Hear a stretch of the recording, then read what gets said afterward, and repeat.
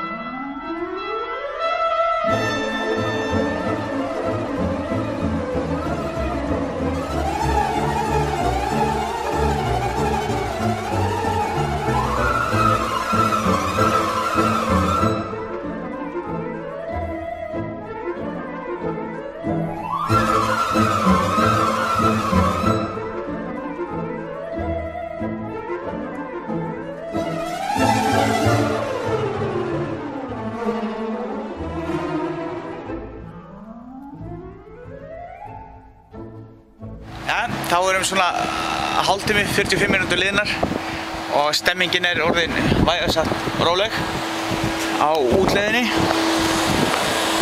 Og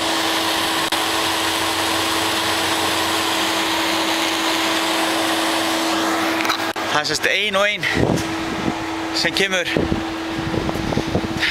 inn, en það eru allar farnar að það er enginn að fara út. Ætli sé ég búinn að læra þetta?